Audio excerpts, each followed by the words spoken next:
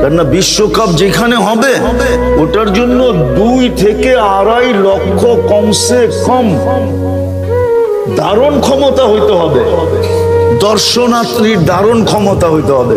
নাই,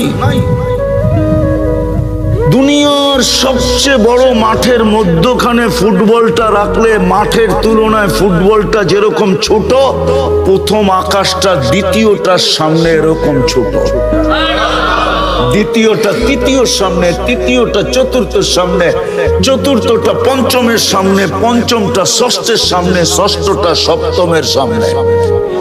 চলেন আপনাদের একটু সাত আকাশের উপরে ঘুরায় নিয়ে আসি।